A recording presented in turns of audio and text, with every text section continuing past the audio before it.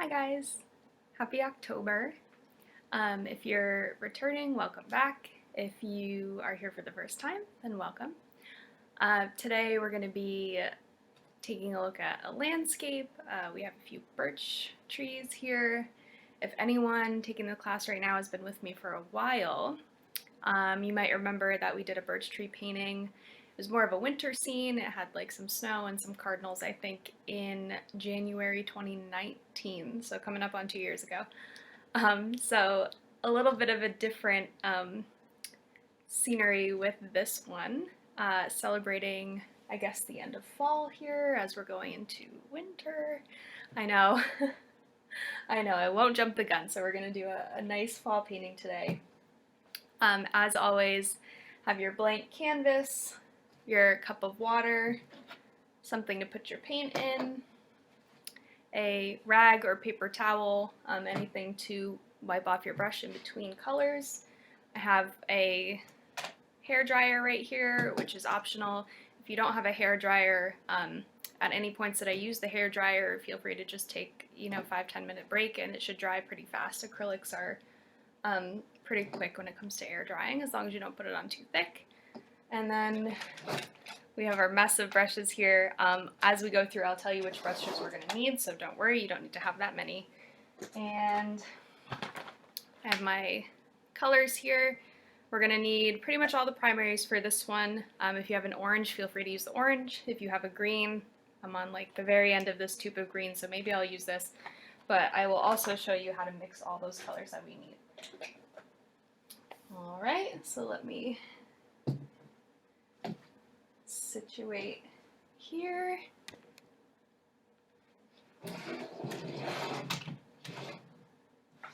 Okay. And so as always, we're going to work from background to foreground. And we are going to start way back here with our sky color, which I don't know if you can tell in this video is kind of a light blue. It's like a very, very light blue. And then we're going to take the same color blue, and we're going to add some blue and maybe a touch of black to it to get all of these colors of the mountains. So as you can see, it's just progressing to a darker color. And so we're going to, in an effort not to waste our paint, we're just going to take that same pool of color that we have and we're going to add to it, and that's how we're going to get all these colors. So let's start with that. And so if you have a color pack like mine, you might have two different color blues. This one is phthalo blue. It's that Phthalo, if you can't pronounce that one, and you might have ultramarine too. The phthalo blue, it kind of lends itself better to this scenario. I don't know, I think it's more natural looking. If you can look at this one is the ultramarine, it's a little brighter. This one's the phthalo, it's a little bit more neutral looking. Honestly, they're not that different, so if you only have the ultramarine, that's completely fine. But if you have both, I would go with the phthalo.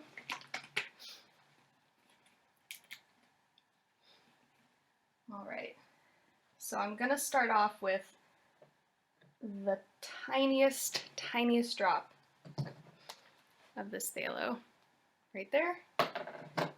And then I'm going to go in with my white. I'm going to do quite a bit of white because we want a very, very light blue for the background.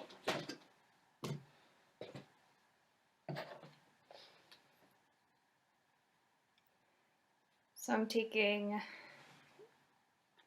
a relatively big brush. I have maybe a 1 to 2 inch brush for this background here because if you have a big house brush, you can use it. You don't need it though because we're not covering the whole thing. We're only covering maybe a fifth of the background right now, so you don't need something huge. Even a brush smaller would be fine, 1/2 inch, something like that. We're not going to be covering too much ground at a time right now. Okay, so again, I don't know if you're going to be able to tell even that that's a blue. You can see it right here. So it's a very, very light blue that we're going to go into the background with. And so like I said, we're only covering maybe a a fifth of the canvas right now to be safe. Let's say do a quarter. What we want to happen is we want the background blue that we have to overlap this mountain a little bit so that we don't have any white spots showing through. So what you're gonna see right now is we're gonna bring the sky down a little bit farther than even you think you need to go, because we do want them to overlap. Okay.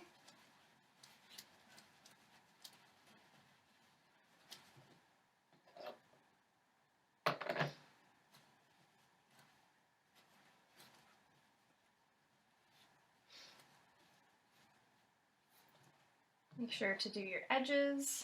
If you want to do your top edge up here, feel free to do that. Not necessary, but people have different feelings on that top and the bottom edge. So whatever you feel like you want to do.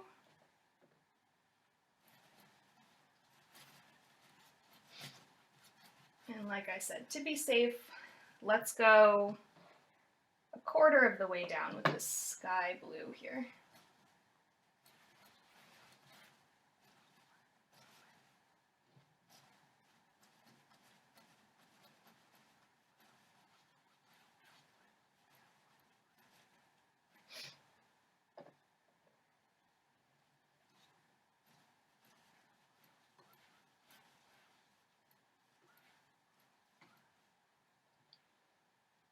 Okay, so you can kind of see it on here now that I have it on. It's a little bit more of an actual blue than it maybe looked before. Okay. And so as you can see here, I really don't have that much of that blue left, but that's okay. I'm going to use just a little bit that I have left, and we're going to start to make the colors of our first mountains, which are going to be the ones that are furthest back. So this lightest blue color mountain here. So since I'm mixing into the same pool of color, I'm not going to rinse my brush. I'm not going to dry my canvas at this point.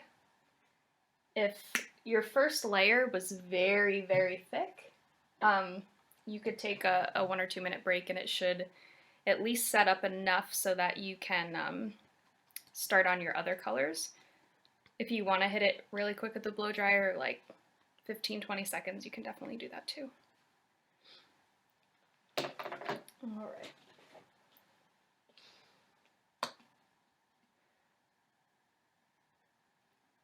So I'm adding a little bit more of my phthalo blue.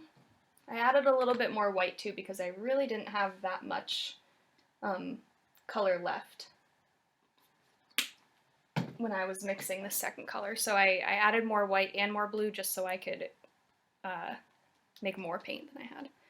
Because we're going to do the same thing with this second mountain range that we did with the sky, in that we're going to paint it a little bit farther down the canvas than we actually think we have to go. We want them to overlap.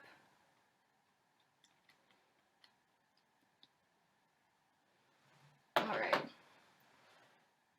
It's a little dark. And now, there's really no exact sweet spot where you need to hit this, this second color blue.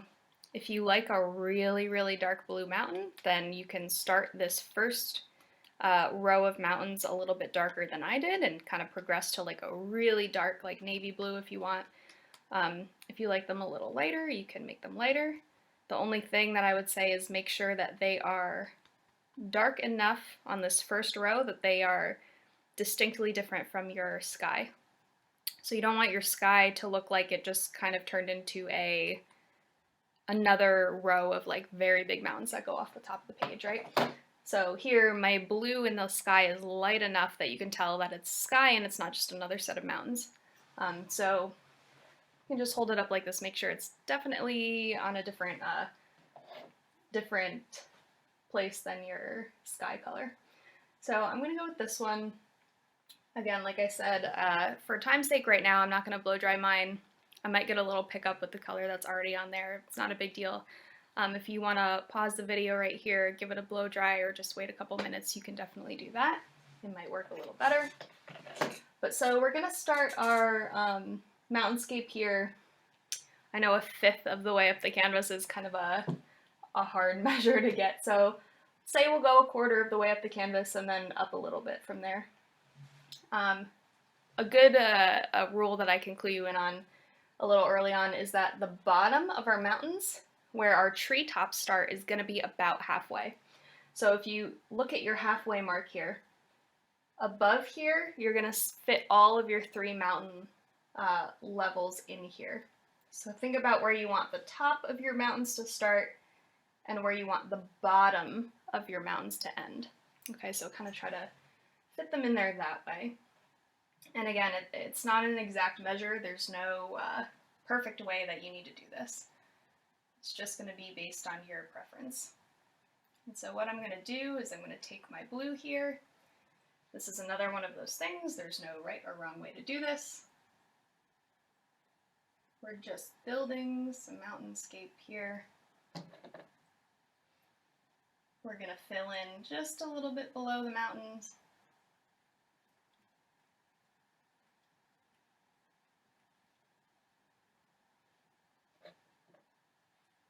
Like we did with the sky.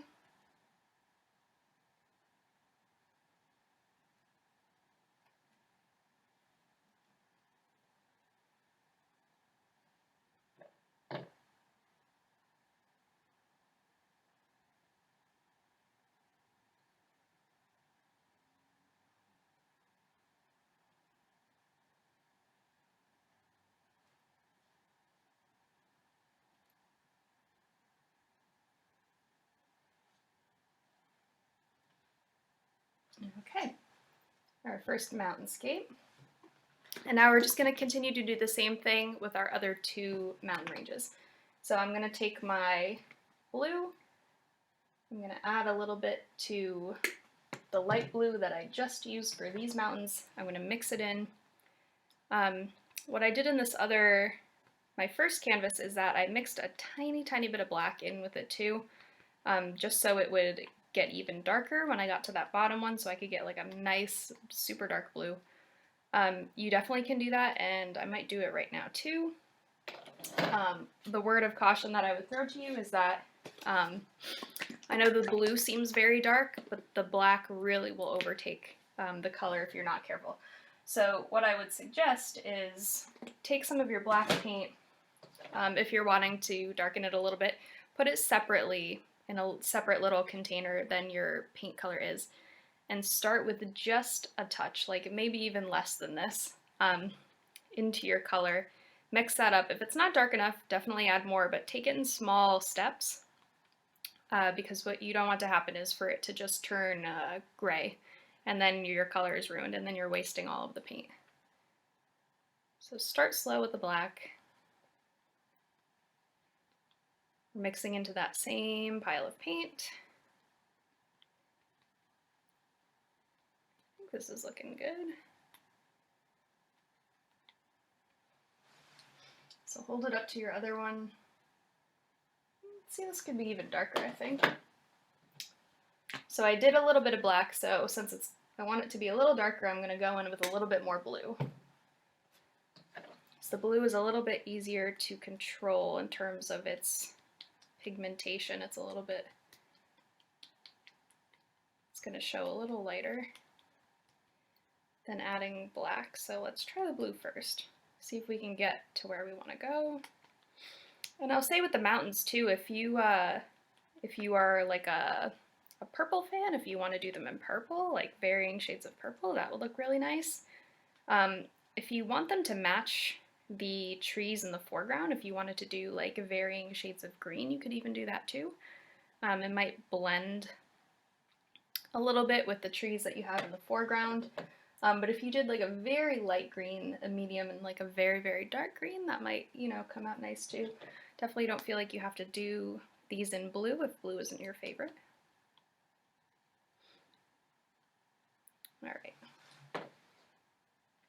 Alright, so that looks good to me for that second color.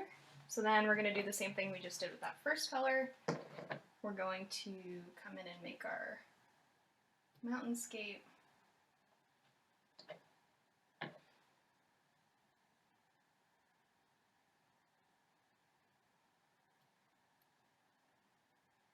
Again, this is not needing to look like these over here. It's not needing to look like anything in particular. Just whatever your hand kind of comes up with is totally okay.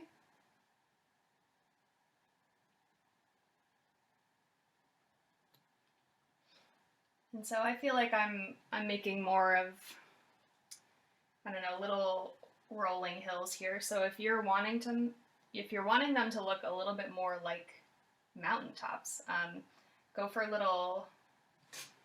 little bit of pointier peaks. If you're wanting them to look more like mountains, I would, or hills, I guess I would say, if you're going for more of like a Kentucky mountainscape or hillscape, I'll say, make them a little bit rounder, so don't point them up too much.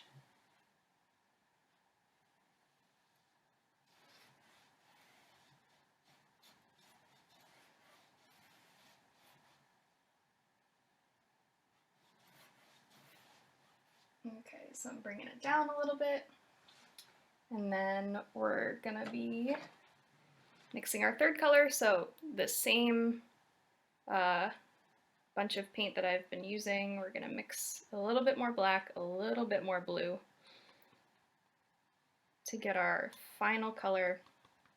And you can go real dark with this one, make it like a real dark navy blue, I guess, because this is going to be our last step in our mountains. And keep in mind, if you don't have quite as much paint in this round of mixing than you had before, probably add a little bit more, because if you look at this last mountainscape, it's a little bit wider than the other two, and so you definitely want to make sure it's all going to get covered by your green trees in the foreground. So if you're worried about how much paint you have, I would say mix just a little bit more to be safe. I'm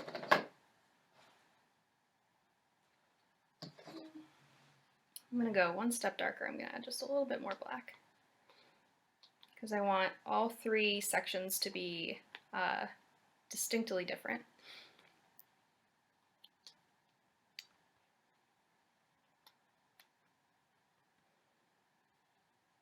Here's a PSA, clean your clean your palettes better than I do. I'm not a good representative of that. Okay, so we're working with this. Let's hold it up. It's kind of hard to tell from the camera, but I think we're good there. So again, our last little mountainscape here.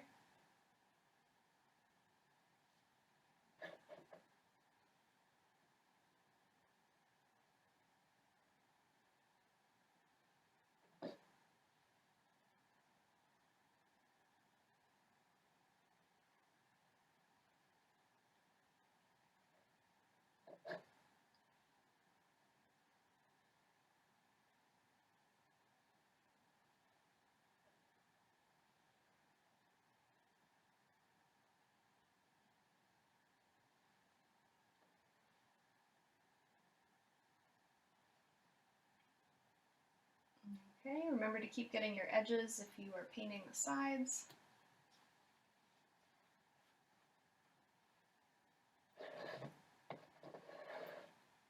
And like I said before, we're ideally wanting this mountain range to stop at about halfway down the canvas. Right now I'm a little bit farther than halfway, or I will be when I'm done.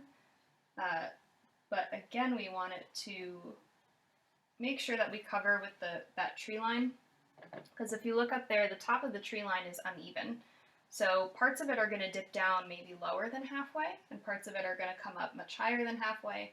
So we just want to be safe, cover our bases here, make sure we're down far enough. This line doesn't need to be perfectly straight, don't worry about that. It's just about coverage.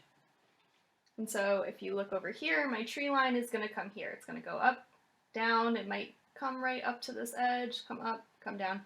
It's going to be an uneven line there. So we are good on our first step. It's reflecting a little bit. All right, see, that's what I have here. Maybe I'll bring this one up a little bit.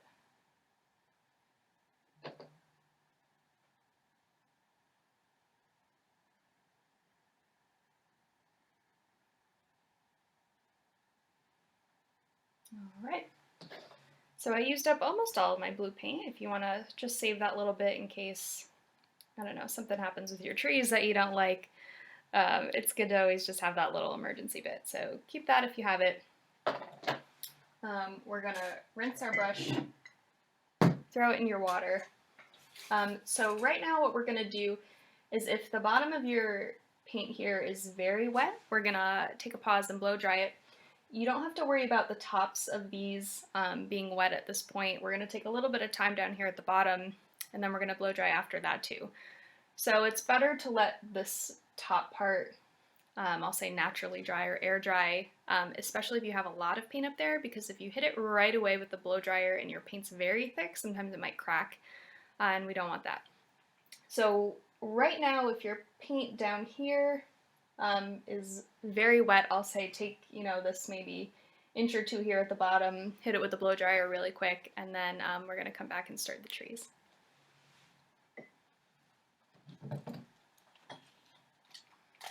Okay, so we're done drying. We're gonna wash off our brush.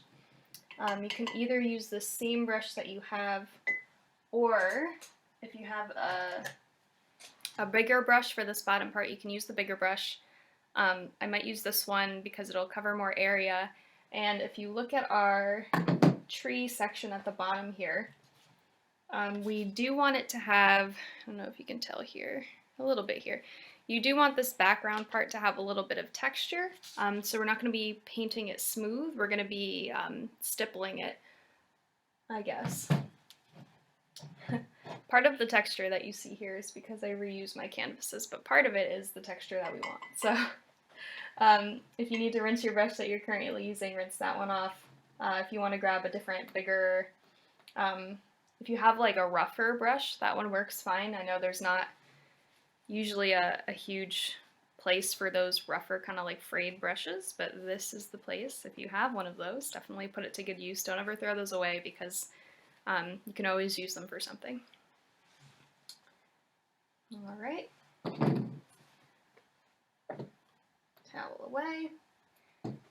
And let me just note here too that if you look at this painting and look at this painting, these mountains come down a little bit farther than they do over here.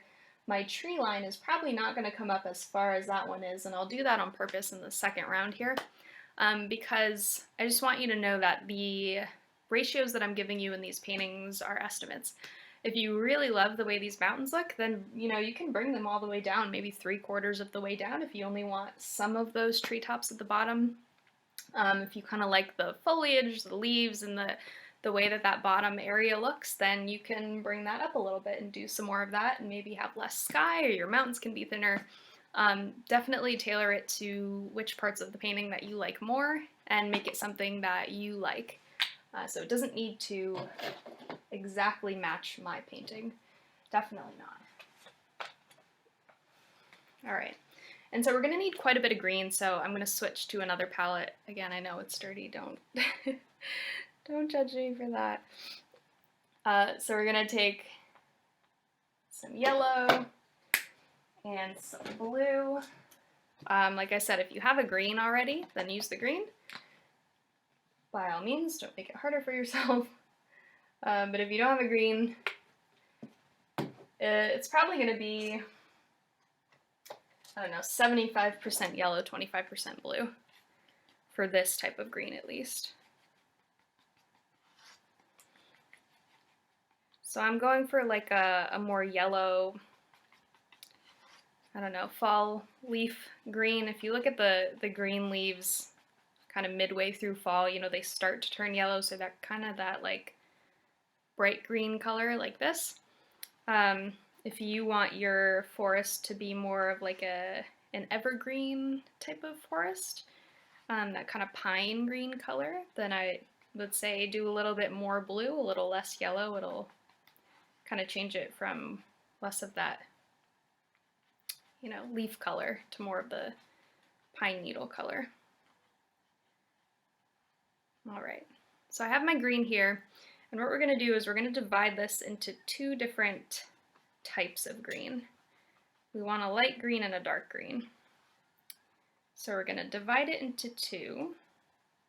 If you feel like your light green is light enough, you can keep that just as it is. If you don't feel like it's light enough, add a little bit more yellow. I would say stay away from adding white to the green because what might happen is your green might turn into like a minty green if you add white to it. So try to stay away from the white. If it's too dark, add some more yellow. For your light green, for your dark green, you can add a little bit more blue. So again, we're going to push it into we're going to push our green into two little segments here. We're going to make a dark green and a light green. Add a little bit more blue. If you still have a little bit of that black from before, do the same thing. Add just touches of that black at a time to make our dark green.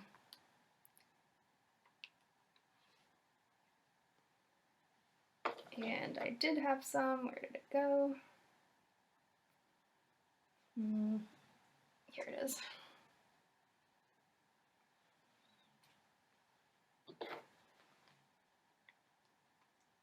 So in addition to our greens, we're going to be mixing up an orange. So again, if you have an orange already mixed, if you have like a bottle of orange, don't feel like you have to mix it again. Just use the orange that you have. If not, we're just going to take some yellow, some red, we're going to make an orange. And we're also going to be using some plain yellow.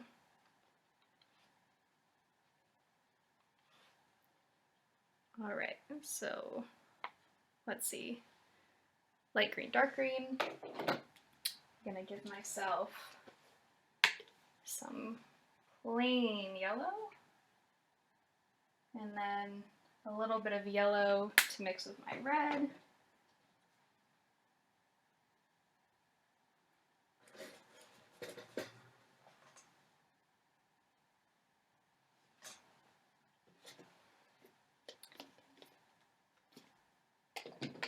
To make my orange.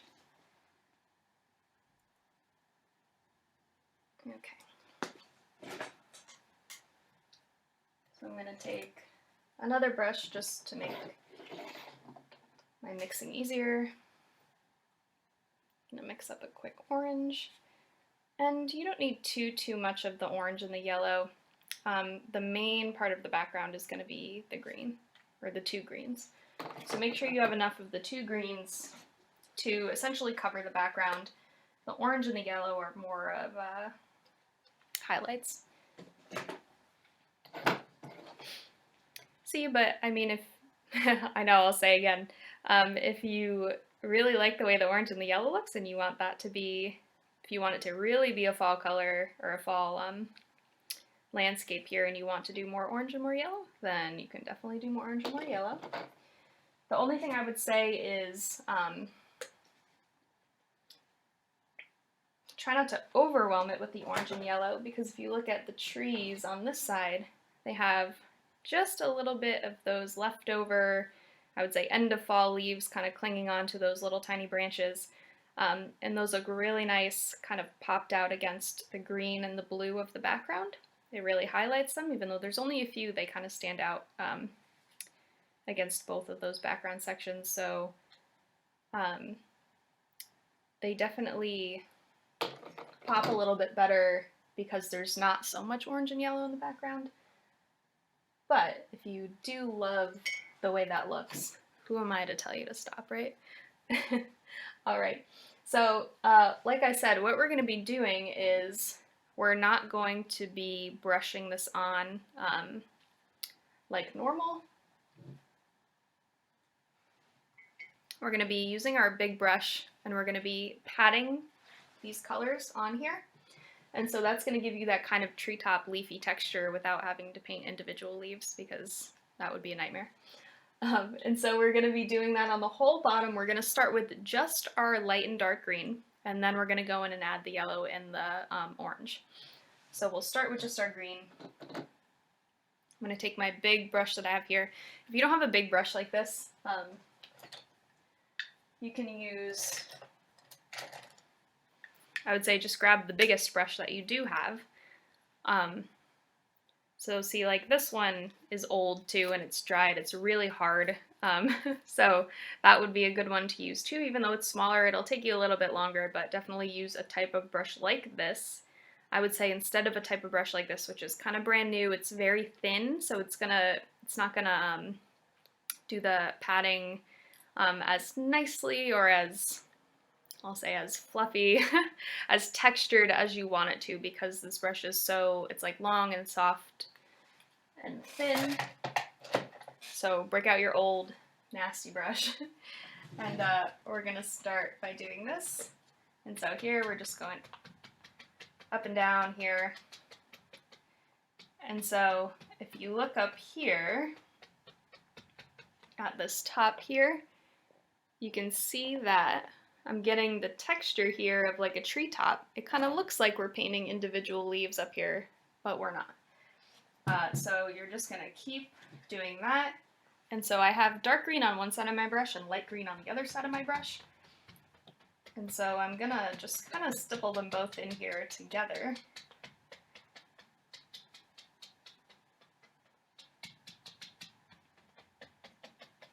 They're gonna overlap one another. They don't have to be in distinct sections here.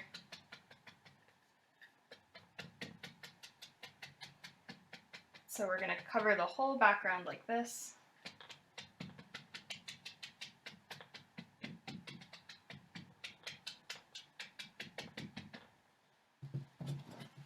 Okay.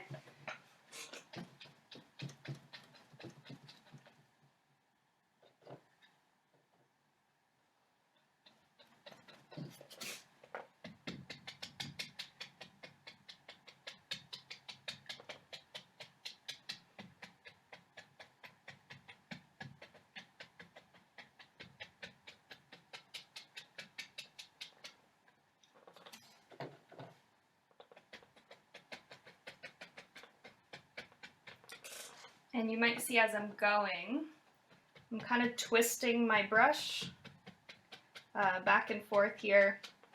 And the reason I'm doing that is because if I kept my brush, let's say I kept my brush going horizontal, if I went like this,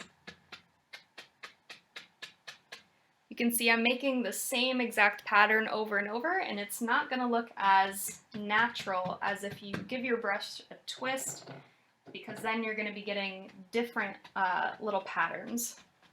So what you don't want to do is make it look like you had a brush and you're just kind of stippling through, right? You want to make it look varied. You don't want to see anything that looks like a brush mark. And so the way to do that is to kind of twist your brush as you're going.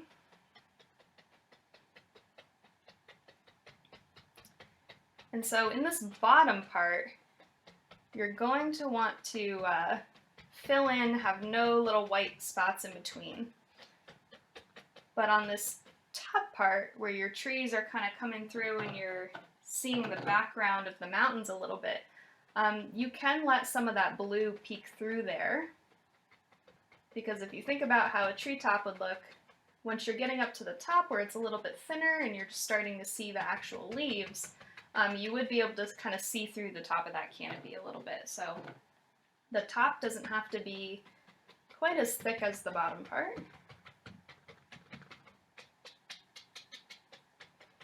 And now if you have a smaller brush and it's taking you a little bit longer, this is just how we're going to finish out this section of the painting, so feel free to pause if you need a little bit more time. But I encourage you not to take too much time on this part, because we're just kind of patting it up and down. We're making really kind of an abstract pattern here that's going to give the illusion of trees. And so sometimes what people do is they take far too much time and care into making this part look nice and neat, and you know, they'll say, oh, it doesn't look like trees. It's like, well, you know, if you looked at a photograph of a kind of a canopy of trees here. It doesn't really look like trees either. It's just kind of a mess of color, right? So if you have a smaller brush and it's taking you a little longer, that's okay. But if you have a big brush like this, it really shouldn't take you all that much time. I wouldn't focus too much on getting the colors, exactly where you want them, because we are not painting each individual tree. All right, so we want something like that. I would say make the top of your tree line a little varied here, right? So give it some highs, give it some lows. Try not to make it right straight across. All right. And so what you can do now is if you've covered your first layer and you're moving on to this yellow and this orange, if you want to use the same brush, you can wash this off, dry it, start over with this same brush. This brush for me is a real pain to wash in my little cup over here. It just barely fits in there. So I'm gonna switch to a different brush. Like I showed you this one before. It's all separated already. This brush wouldn't make a good brush. You can see it's pretty old. So this brush it doesn't normally make a good brush for painting. I don't use this brush a lot, but it's really good for something like this because it's already all separated. It's gonna give you those nice little stipples. It's pretty hard, and so this is gonna be a good one for these purposes.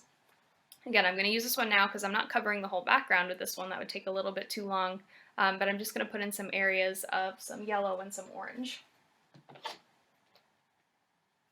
All right, so I'm going to do about the same thing. So I'm going to just dip into my yellow, and I'm going to choose some areas just to put a little bit of this yellow in. Same thing that we did with the greens. I'm going to twist my brush. It's not supposed to look neat and organized. It's just going to be some sections are going to have some yellow. Again, if you like the way these pops of color look, feel free to do more. If you want the trees just to remain green, you can have them stay green.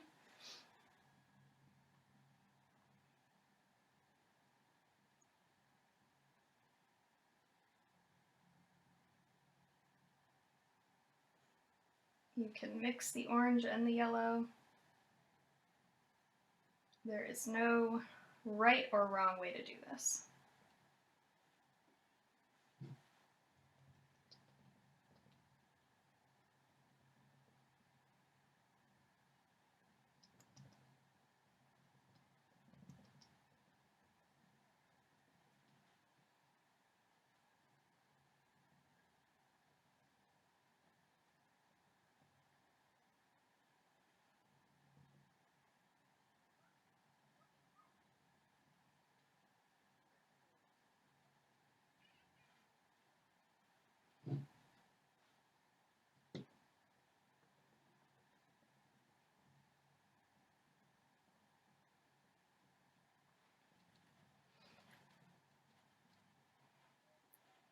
If you feel like you're doing your orange and your yellow here and your brush is getting too muddy, if it kind of starts to just turn into brown mush, then feel free to rinse your brush, start over with a clean brush, because you don't want to ruin all these nice colors that you just put in.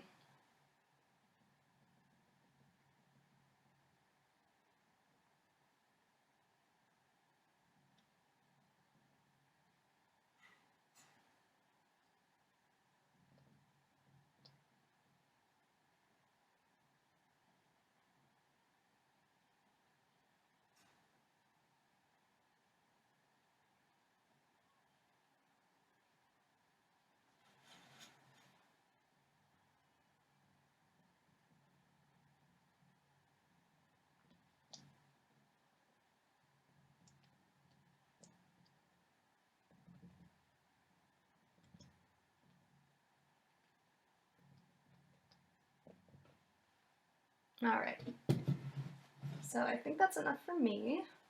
Like I said, do as much as you feel like your painting needs or how much you want.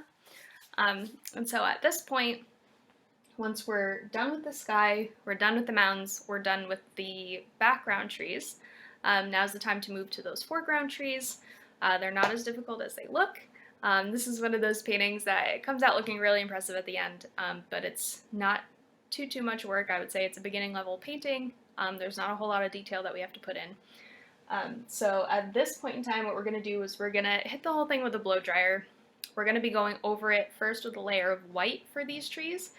So you do want everything to be dry. You don't want to pick up any of this dark blue or any of the green in the trees. We're going to do them in 2 layers though. So even if you dry the paint, if you brush over it too many times, sometimes it does start to pick up those background colors even though they appear to be dry. So if it does happen a little bit in the beginning, don't worry about it, but we do want to start with a dry canvas. So if you want to just pause here and take like a 20-minute break, as long as your paint's not too thick, you can do that. Let it dry on its own. If you want to hit it with the blow dryer, it shouldn't take more than 5 minutes or so. So we're going to break, we'll do that, then we'll come back and we'll start on our trees.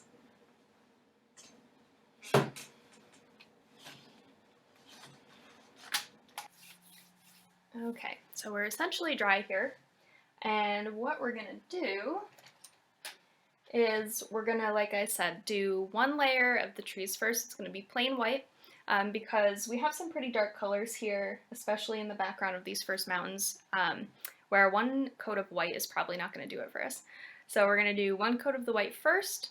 We'll see if we need to blow dry, and then we'll do a 2nd coat. We're gonna do the little black kind of split areas that happen with those birch trees.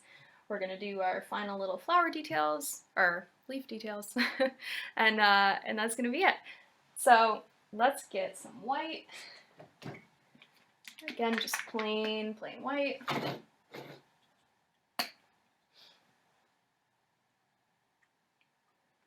In order to make these trees.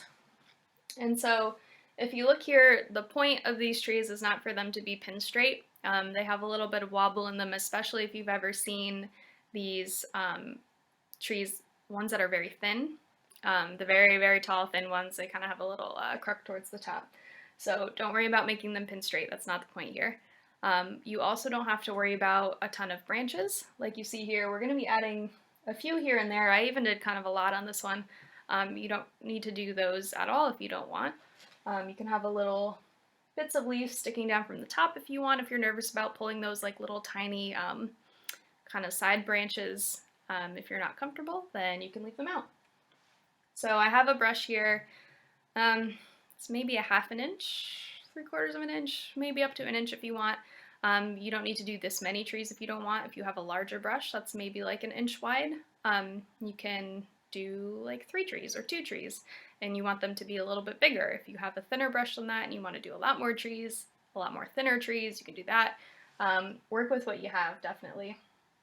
But I chose this brush because it's about the same width, if you look here, of the actual tree. And so it makes it easy for me to just take this brush and run the length of the canvas, and then that's my tree, right? I don't have to worry about doing these and painting in the shape of the tree. It's kind of just easy as taking it at the top, loading it up with white paint, running all the way down, and that's your tree. So I'm going to do that very thing. I'm going to, let's see, we'll start on this side. I'm going to start from the bottom here. You can start from the top or the bottom since they're going the whole length of the canvas. It doesn't really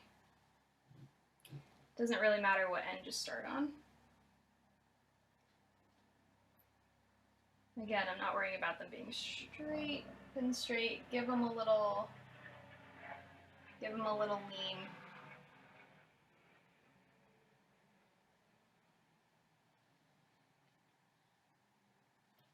All right, tree 1. And I'm gonna just keep doing the same thing. If you look up at the top there, 2 of my trees kind of cross a little bit. That's okay. If you want to do a tree that splits, you can do that. Maybe I'll do that here.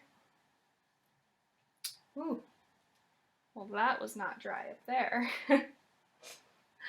That's okay, not a big deal. So what I'm going to do is I'm going to leave that, I'm just going to let it dry for a minute, and then we'll come back and we'll cover it with our white. That's okay. Things happen, right? It's the best part about paint is there's nothing that you can't cover.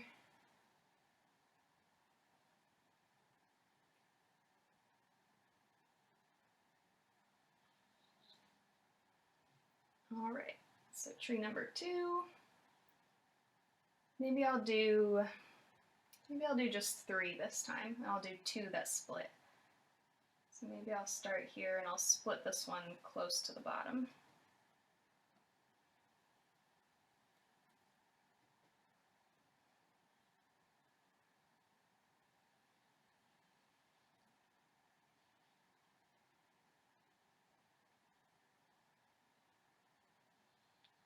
And so normally when you're making trees, if you've taken my classes before, you'll know that I'll say they should be wider at the bottom than they are at the top.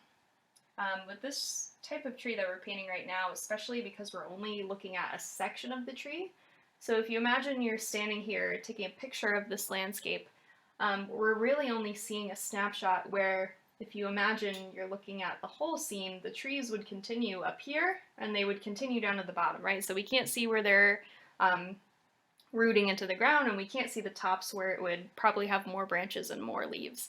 We're just kind of looking at this middle section. So having that gradation where it goes from like a really wide trunk to a skinny trunk at the top, it's not as important here. If you have one branch that splits off, then maybe try to make the bottom a little bit wider than these top pieces. But again, it's not a huge deal for this one because we're only looking at a section of the tree.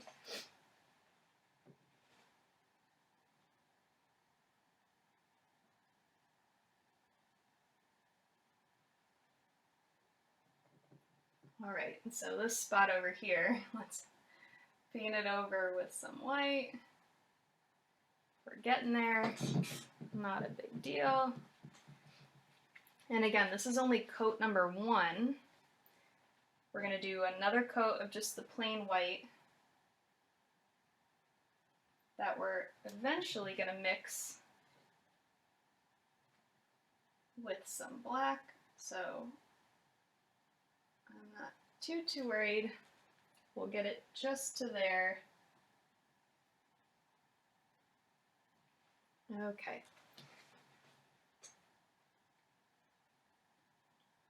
So here we are, we have our outlines of our trees. We can start to put on the little tiny branches if that's a part that you're wanting to do. So I'm going to take this brush. I'm going to use the same brush that I used for the trees because it can get a pretty thin profile. If you're using a brush that's a little more frayed at the bottom, I would switch to a smaller brush. It can be round or it can be flat. If you have one like this, a little round one, you can use that. If you have a flat one that you can turn lengthwise, you can use something like that.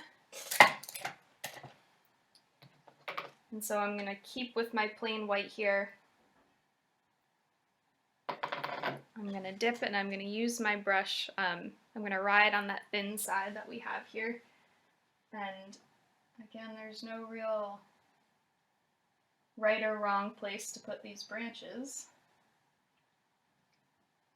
I would say my best advice is to vary them a little bit. So I don't want to put one right here at the same level on each tree. I want to give them a little variety. So I'm going to put one here, and again, these can cross. So maybe I have one here. It's going to run over this one. That's okay, because that would happen in nature. Maybe I'll put one up here where my little mistake happened and we can kind of cover that up. It's not a mistake, it's a happy accident, right? Little Bob Ross today. And if I want to take one up here that's going to go off the top of the page, we can do that too. Maybe I'll do one like that up here. All right. Looks fine to me. Alrighty. So, water in the brush in the water. We're gonna hit this quickly with the blow dryer. It doesn't need to be 110% dry. We just kind of want to get it dry on the surface so that we're going to go over with a little bit of shading. So I'll kind of explain this next part to you because it's going to go a little fast. Feel free to pause and rewind if you have to. It's one of the good things about these pre-recorded classes, right? So what we're going to be doing, it's kind of hard to tell now with the kind of black splits on here, but if you really look at these trees, they have kind of a dark side. They have some gray on the edges here that you can kind of see. We're going to be doing a little bit of shading. It's going to make the trees look nice and round. If you can look right now, they look pretty flat. So just adding that one edge that's kind of darker than the rest is going to really kind of round them out. So we're going to be doing that with all of our trees. The process that we're going to be doing, as long as you only have like 3 or 4 trees like I'm doing, what you can do and what I'm going to show you is we're going to paint all of the trees at once, just the same that we just did with one layer of just plain white. It's going to be pretty thick because we want it to stay wet while we're mixing the black in. So we'll do one fairly thick layer of white, and then we're going to take a little bit of black and we're going to run it along this right edge of each of these larger trunks or branches, and that's going to give us that little highlight on the right side. And so the hope is that we'll do it fast enough that the white is still wet, and so the black will blend into the white. It'll make just this real subtle gray edge here that's going to give us some depth and some shape. So we'll blow dry really quick. I mean, get them, like I said, 90% of the way dry, and then we'll go back over with our shading. Okay, we are back. Our trees are dry. We're just cleaning off. I'm going to use the same brush that I used last time, or the first time with the trees. I just stuck it in my water cup. You don't need to rinse it if you just have the white on it. Mine had some blue on it because my mountains weren't all the way dry. So if you need to rinse that, if that happened to you too, you can rinse yours off. Make sure it's just white on there. I'm also rinsing off this brush that I had before that I used for this bottom, the kind of stippled area, because again, I'm going to need one of those kind of firm, almost old, frayed looking brushes to do this black part on the trees. So we're going to save this, but we want it to be clean for when we need it. And I'm going to take this same brush that I used for the trees. Make sure it's really dry. If you just washed and dried any of your brushes, hold it downwards, because sometimes when you wash your brushes, especially in a really deep cup like the one that I have, depending on the type of brush you have, water can get trapped in this kind of metal part here. And so what happens sometimes if you take your brush out of the cup, you dry it like this, and then you go to paint, you go like this, and all the water runs out of this part, and then it floods your painting, so we don't want that. So dry it really well. We're going to take some more white, because I used all of my white last time. We're also going to take some black, just a little bit of black. We're going to use some right now for the shading and a little bit for the front of the trees. It's not that much, so don't take too much. And so like I said, this is going to be kind of a quick process, so if you need to pause or if you need to watch it first and then go back and do it the second time, then you can do that. So what we're going to do is we're going to take a good amount of paint on our brush. We're going to do a second layer on our trees with this white.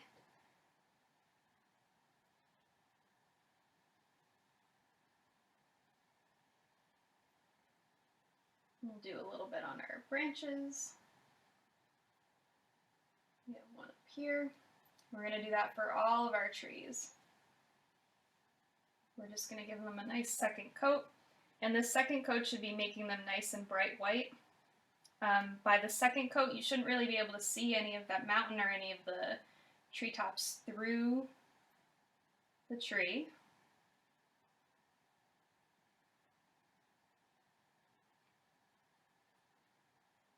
We're just repeating what we did the first time.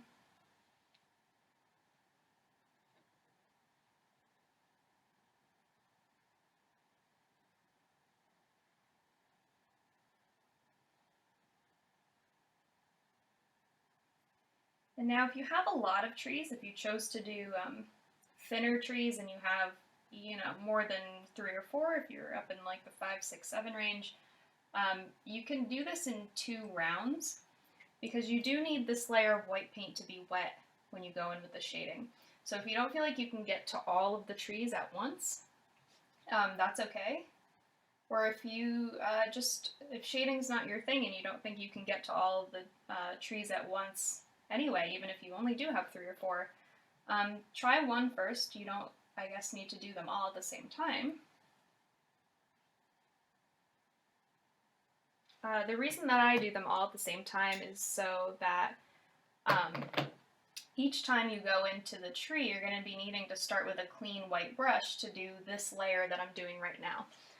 So if you did each tree individually, all you would have to do is clean your brush in between, which if you've taken one of my classes before, you know that I hate cleaning my brushes. So that's the reason why I do them all at the same time. But if you are not feeling particularly confident about that, then by all means do them each one at a time. It's not a huge deal at all. It might take you a little bit longer, but who says we're on a schedule, right? So what I'm going to do is I'm going to take a little bit of this black that I have, and I'm going to put it on my brush. I'm going to mix it up in one of my empty cups. So I dipped this white brush into my black. I just kind of swirled it around in one of my empty cups. So I have kind of a gray on my brush right now. And so what I'm going to do on these trees is I'm going to come down the right side and I'm going to brush some gray into here. And if you look, it's blending with my white because it's still wet.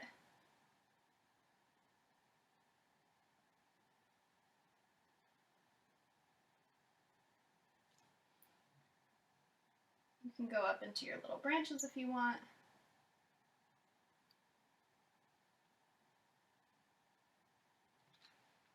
All right, so if you look at this tree versus this tree, this one definitely is more dynamic. It's got that kind of darker edge, so it gives you a little bit of roundness versus these, which look very flat. So we're going to just keep doing that on these 3 trees. If you get to a point where your trees have dried up, if they're kind of not wet on this side anymore and you feel like your brush is sticking and you can't really blend it very well, then definitely just go in and add some more white to help it blend a little bit. It's not a big deal. But I want to say pay particular attention up here in the top areas where you're adding the shading, because you want to make sure that they're shaded at the top there, because what happens sometimes, depending on how light your tree, or depending on how light your sky is, sometimes the trees can get lost in this sky area.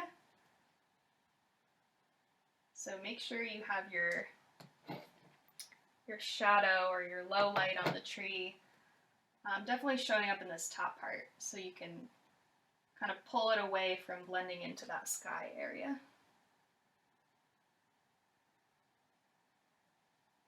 All right, we'll go to our last one here, and you can start from the bottom or start from the top. Doesn't really make a difference.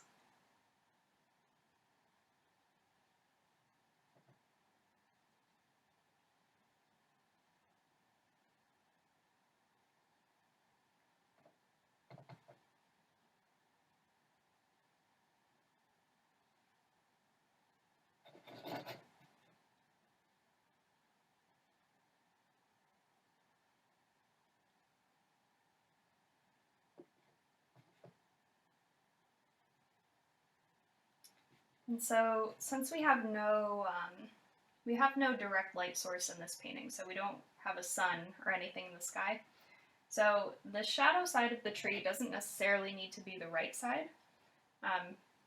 If you want to do it on the left side of your trees, that's totally okay. The only thing that you need to make sure is that it's the same on all of your trees. So if you have the dark edge on the right side of your tree, it needs to be on the right side of your tree on all of your trees. If you choose to make it on the left side of your tree, that's totally okay. It just needs to be on the left side of your tree on all of your trees. So as long as it's consistent, you can choose whichever side you want. Okay? So we have our nice round trees. The sun keeps coming in and out of the clouds, so I know it's kind of dark right now, but hopefully you can see a little bit of a difference between what they were and what they are now. All right. So second to last step here, we're going to be adding this kind of dark, if you've ever seen a birch tree up close, I think those black areas are kind of just where the bark splits, and so you can see kind of those areas here. So like I said, you're going to want to take one of your real old, real crusty frayed brushes. That'll work the best here. If you have all nice brushes and you don't have one like this, that's okay. Take one that's flat across the top. It can be the one that we just used. Anything that's going to be able to give you a thin line that you can turn sideways. So I would stay away from a round brush for this part. But you can use almost anything like that, and we're going to be doing just, it's almost going to be like a print. So we're going to put a little tiny bit of black on the end of this brush, and we're going to be just going like this on the canvas. Just kind of a little up, down. We're not going to be making the lines, like we're not going to be brushing it. We're just going to be kind of going up and down. So choose the brush that you feel like is going to be best for that. And let's see. And I'll show you how much black I'm going to get on here. It's really not going to be that much at all. And I would say definitely choose a brush that is not bigger than the width of your tree. So like this one, even though it's got that thin edge, it's going to be far too wide for this. So what happens if you use a brush that's too wide on this part is that you're going to get the same looking print over and over. Before I demonstrated that down here, where if I just take the brush and go print, print, print, you're going to get this repeating pattern, and we don't want that. Because trees, I mean, they're part of nature. Nature repeats itself, but not like that. You don't want it to look like a stamp, right, that we put on there. You want to give it a little variety. So try to take a brush that's smaller than the width of your tree, or at least the same size as your tree, so that you can use different parts of the brush. You can turn it like I was doing before, and that'll give you some different marks, I'll say. All right, so end of my brush here. I don't know if you can see that very well. There's really virtually no paint on there. We just want a little bit to start. And so what we're going to be doing is we'll pick some spots on the tree. And like I said, just up and down, we're going to be just kind of printing it on there.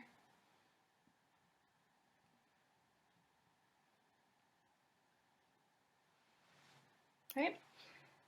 So just up and down.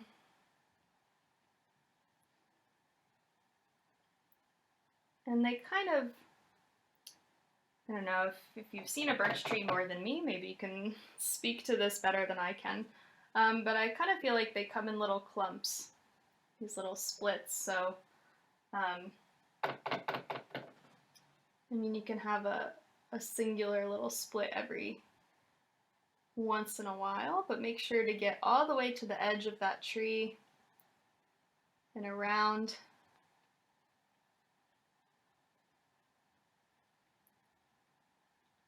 And as much as you can, I mean, try not to make them equidistant. So, I mean, you want them to be regular, right? You don't want a big gap in your tree where there's none. But try not to make them all exactly the same length apart, right? So you don't want one every like half inch because then it's gonna look a little unnatural. So some of mine, see up here, they're a little bit closer together. I have a little bit of a gap here. Then there's kind of like a cluster here, a little bit of a gap. So give them some space. On your little branches, if you have any little branches shooting out, if you look over here, I kind of focus some of those splits right around where the branch comes out. And so I've been using my brush like this horizontally, but when I come to one of my little branches, I'm going to turn the brush and use it so that it makes more round markings here by the branch, right? I'm going to turn it again so that I have some coming like up on the branch. All right, and that makes my little offshoot. I'm going to do the same thing up here. I know it's hard to see, but I do have a branch up here. Okay, and you can do those anywhere if you want a little round part. It doesn't just have to be where the tree splits off. It can be kind of anywhere. Right? So we're just going to keep doing this for all of our trees. We're just going to give them this little detail. Makes them look so nice, and it really gives the illusion that that is a birch tree. I mean, it's that, you know, that unmistakable indicator.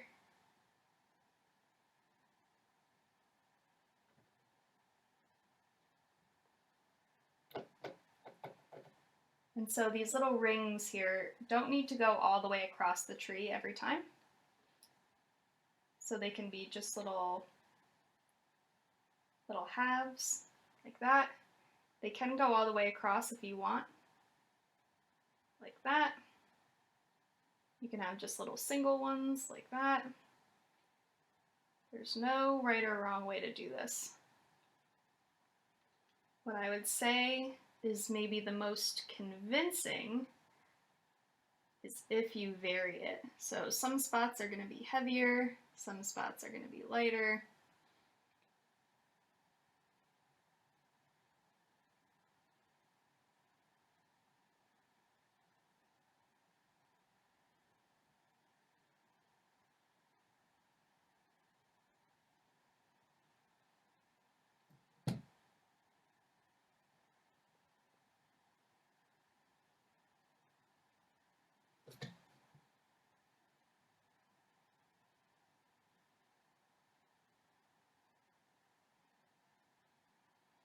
Again, I'm just taking the brush, patting it up and down. I'm not brushing, I'm not like brushing across in any of these areas.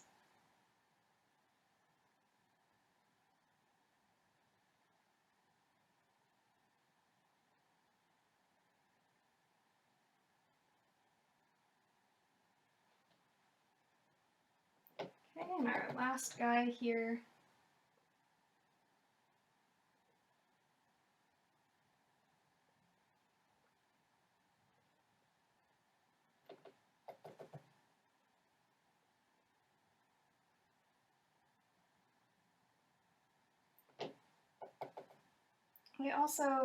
I tend to do these little splits kind of heavier where the trees kind of break off too. So this kind of like in between part here, if you have a tree like mine that splits, I kind of load them up there.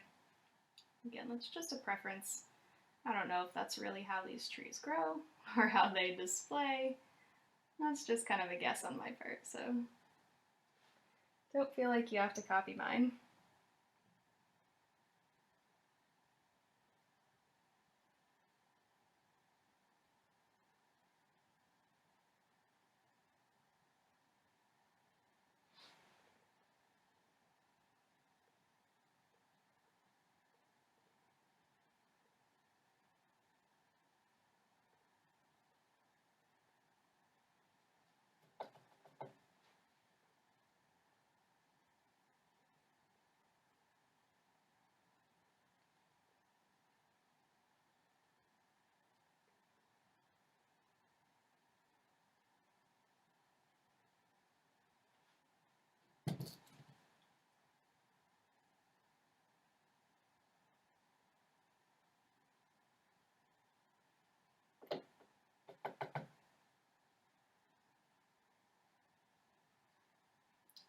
If you want to put some of these little splits or black areas on your small branches, you can do that. The reason that I didn't really do that too much over there is because A, they're gonna have the little leaves on them, so they are gonna, they're not gonna be just bare, and B, I think my brush would be too big for that. So if you have a tiny brush and you do want to add a little bit of that color onto those little branches, you can do that. But if I tried to go in with this big brush, probably wouldn't end up looking too good. Alright, so last step here. We have our trees looking nice. Let's see. We have our background, we have our mountains, we have our sky, we have our treetops, we have our tree middles. And so all we need right now is our little, I'll say pops of color, our little highlighter leaves. So again, disclaimer, if you like the way that your trees look here and you don't feel like you want to add these little leaves, then you can be done right here. If you feel like you have enough color down in the bottom part, you can leave it just as is. If you feel like you want a little bit of something extra, then we can do these. And so I'm going to grab a small brush, can be round or flat, whatever you have. And so what I'm going to do is I'm looking at some of these branches that are a little bit thick, and I'm just going to pull these out a little bit with my thinner brush here. They don't need to be perfect because leaves are going to be going on them, but some of mine end just very abruptly. So I'm just going to give them a little bit of something here. Also going over with a little bit of white, making sure they're not see-through.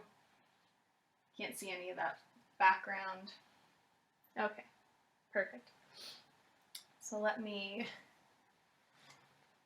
okay, take this white off. I have some yellow and some orange left over from the trees in the treetop area that we did down here. So I have my yellow and my orange left. If you don't have any more of that left, you can mix up a little bit more orange if you want, or you can use just plain yellow if you want. If you've ever seen a birch tree in the fall, they turn that really nice yellow color. So you can use just plain yellow if that's all they have. And so I'm going to be kind of doing the same thing that I did in this background area and with these black marks, where I'm not really going to be painting the shape of a leaf. I'm not like making a teardrop or anything. I'm kind of just going to be putting it down and picking it up, because these leaves are going to be so small that you're not going to be able to paint like the real shape of the leaf. You're kind of just going to be maybe putting it down and pulling it a little bit. Right? For our little leaves. I'll get a close up here.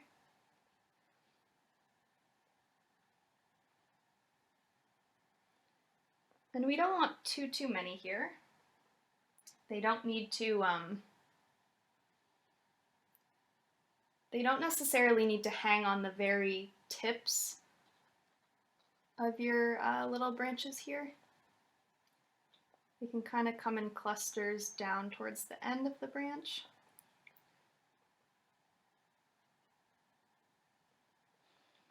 Let's see, I have one over here.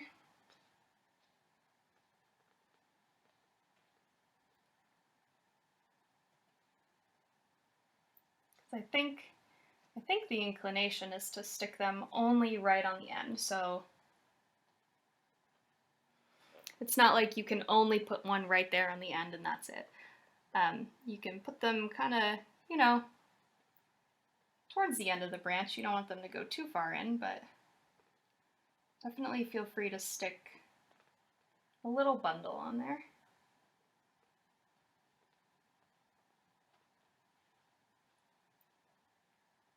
All right, I think we have maybe some here. These also help if you can't quite see the end of your branches, like I can't really here, to identify that little end. And I have a branch up here, maybe I'll stick one or two there. All right. So it's looking like that is it. All right, so a nice little end of fall scene here. Next month, we are doing a hybrid November-December class. So it's going to be, I should have looked at the date, but it's going to be at the beginning of December versus we're usually in the third week at the end of the month.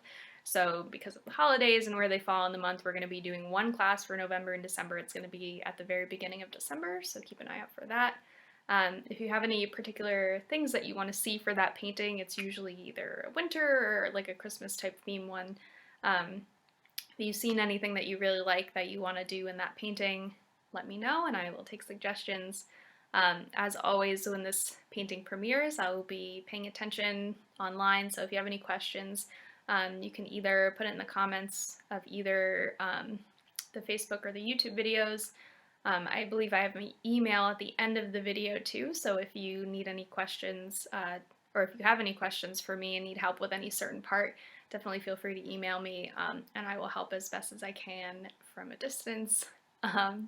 Thank all you guys for watching, and send me your pictures. Let me know how it's been going.